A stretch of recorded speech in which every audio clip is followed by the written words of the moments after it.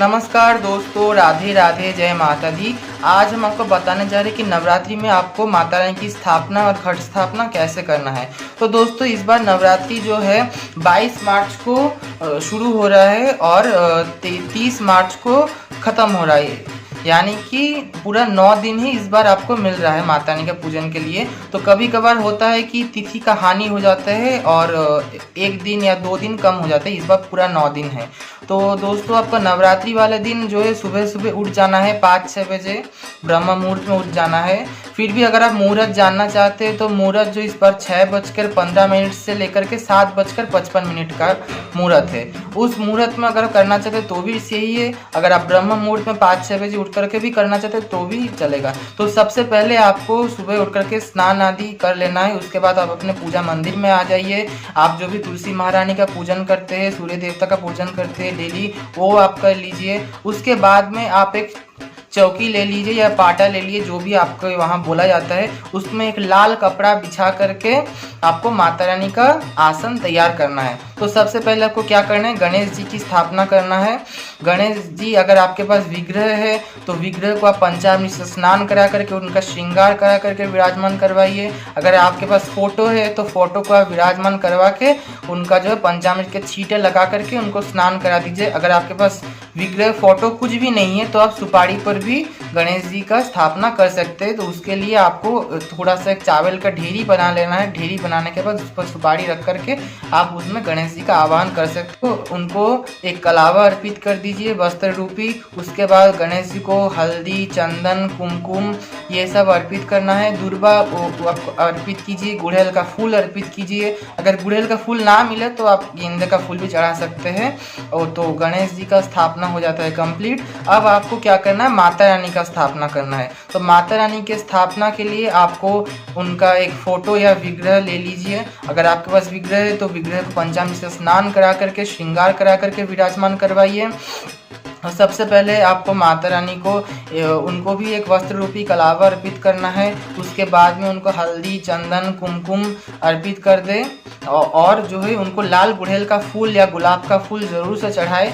कोशिश कीजिए कि आप चढ़ाए ज़रूर, नहीं तो आप गेंदे का फूल भी चढ़ा सकते हैं। और उनको माता रानी को आप कमल का फूल भी चढ़ा सकते हैं। और अगर आपको गुड़हल का माला या फिर आपको गुलाब का माला मिल जाए तो आप वो भी आप माता रानी को चढ़ा सकते हैं। मैं एक बात बताना भूल गया था कि गणेश जी को आप जनेऊ ज़रूर अर्पित करें, पीला जनेऊ, वो मैं बताना आपको भूल गया था।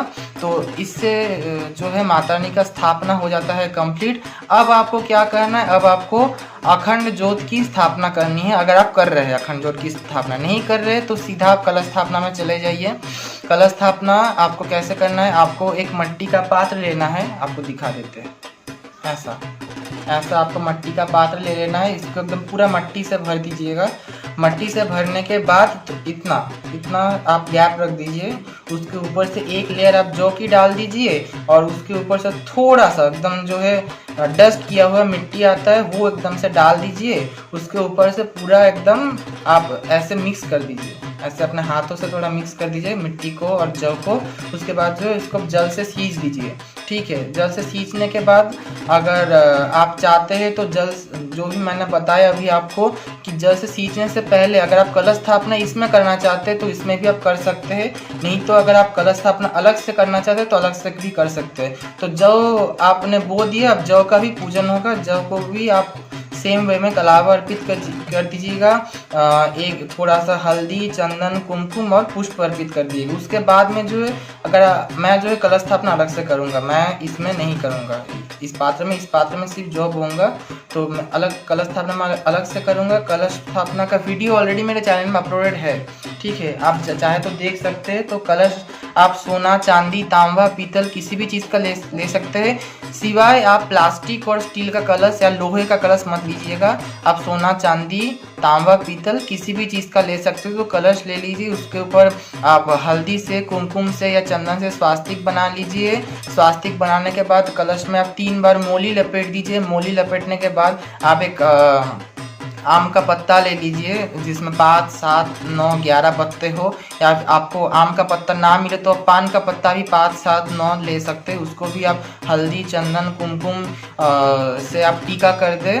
अगर किसी भी एक चीज़ से टीका कर देंगे तब भी चल जाएगा। तो आपको कलश के अंदर जो है डाल देना आम का पत्ता। उसके बाद में जो है कलश के अंदर थोड़ा सा चावल, थोड़ा सा सिक्का, एक हल्दी की गांठ और एक कमलगट्टा आपको डाल देना है। उसके बाद जो कलश को पूरा जल से पूर्ण कर देना और उसमें 1-2 बूंद गंगा जल डाल दीजिए। उसके ऊपर जो है आपको इतना सा मिट्टी का कटोरा आपको मिल जाएगा या फिर पीतल का अगर कटोरा आप लेना चाहते हैं, तो उसमें जो है आप थोड़ा सा चावल डाल के कलश के मुख पे रख दीजिएगा और नारियल उसके ऊपर रख दीजिए। नारियल मैंने आपको बताया था कि नारियल जो है आपको सीधा करके नहीं रखना है। नारियल का जो मुख होगा या जो मतलब जो जटा वाला पोर्शन होता है ऐसा, तो जटा वाला पोर्शन आपके तरफ होगा और उसके नारियल को आप ऐसे ही नहीं बिठाएंगे। नारियल के ऊपर आपको मोली लपेटना है या फिर अगर आप चुनरी लपेटना चाहते हैं या फिर एक लाल कपड़ा लपेटना चाहते हैं तो वो भी लपेट सकते हैं। लेकिन अगर आप कपड़ा लपेटना नहीं चाहते तो मोली ज़रूर से लपेटिएगा, नारियल को ऐसे ही नहीं रखते कलश पे। तो नारियल को आप बिठा दीजिए कलश पे और कलश के नीचे जो है आपको एक अष्टदल कमल बनाना है। अगर आप अष्टदल कमल नहीं बनाना चाहते तो आप थोड़ा सा चावल रखकर भी आप कर सकते हैं स्थापना। और अगर आप चाहते तो कलश को मैंने पहले भी बताया कि जौ के बीच में भी स्थापित कर सकते हैं, लेकिन मैं ऐसा नहीं करता, मैं अलग से स्थापित करूँगा। और जो है कलश को आप हिला के चेक कर लीजिए कि कहीं नारियल हिल तो नहीं रहा है, कहीं तो आपका कलश जो है थोड़ा सा इधर उधर होने से हिल तो नहीं रहा है, क्योंकि 9 दिन में जो कलश नहीं हिलाया जाता है दोस्तों, ठीक है, ध्यान रखिएगा। कलश हिल गया तो मतलब आपका पूजा खंडित हो गया। कलश किसी भी प्रकार से हिलना नहीं चाहिए अपने जगह से। कलश एज इट इज़ आपके जगह में रहना चाहिए, थोड़ा सा भी इधर उधर से हिलना नहीं चाहिए। तो आप पूजन कलश का जब वरुण कलश का पूजन करेंगे उससे पहले ही आपको कलश को हिला करके चेक कर लीजिएगा, ठीक है। तो कलश का पूजन आपको कैसे करना है, सबसे पहले कलश को जो ओम वरुण कलशाय नमः, ओम वरुण कलशाय नमः, ओम वरुण कलशाय नमः बोल करके ऐसे 3 बार पंचामृत के छींटे लगा दीजिए। उसके बाद कलश को हल्दी, चंदन, कुमकुम से टीका कर दीजिए। टीका करने के बाद उनको थोड़ा पुष्प चढ़ा दीजिए, वस्त्र रूपी कलावा चढ़ा दीजिए और जो है उनको जनेऊ चढ़ा दीजिए। तो इससे जो आपका कलश स्थापना वगैरह हो जाता है कम। तो दोस्तों अगर आप चाहते हैं कि कलश आप नवग्रह षोडश मातृ की स्थापना करें तो कलश स्थापना के बाद आप षोडश मातृ का और नवग्रह की स्थापना कर सकते हैं। तो हम बता देते कि कैसे करना है। सबसे पहले आपको नवग्रह की स्थापना बता देते। आप जो है 9 जगह 9 ढेरी बना लीजिए। आप चावल को आप पीला, लाल या से आप रंग लीजिए। पीला से ज़्यादा अच्छा बनता है, ठीक है। तो पीला चावल को आप रंग लीजिए पीले कलर से। तो 9 ढेरी बना लीजिए। उसके बाद में मतलब 3-3 करके, ठीक है, आपको बता देते हैं, हाथ में आपको बता देते हैं। ऐसे आपने 1, 2, 3 और नीचे रखा आपने 1, 2, 3 और नीचे रखा आपने 1, 2, 3, मतलब स्क्वायर शेप में होगा, ठीक है। जैसे स्क्वायर होता है बिल्कुल वैसे शेप में आएगा आपका नवग्रह।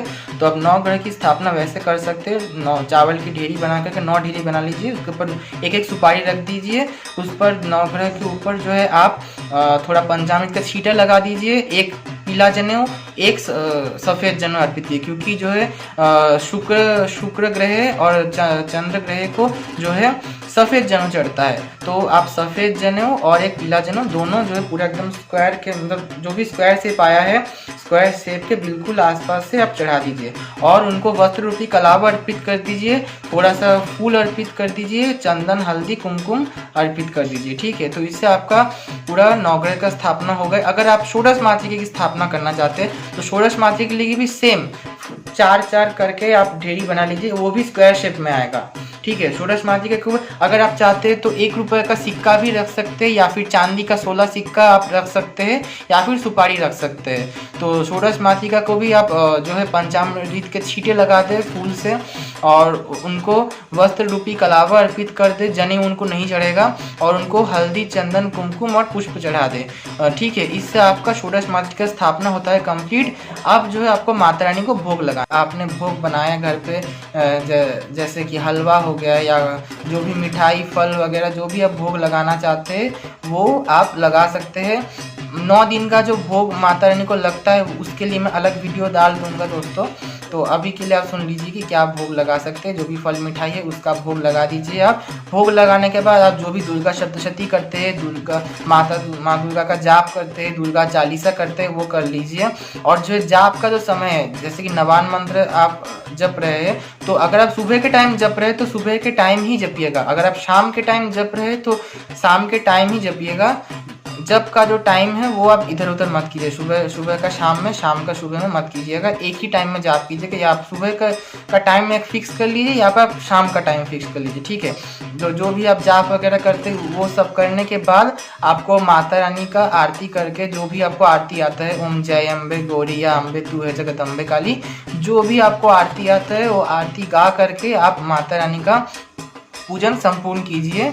और लास्ट में आपको हाथ जोड़ करके माता रानी से क्षमा याचना करना है कि आपसे अगर पूजा में कोई भी गलती हो गई है तो माता रानी उसको क्षमा करे और आप पर सदैव अपनी कृपा और हम सब पर सदैव अपनी कृपा बनाए रखें।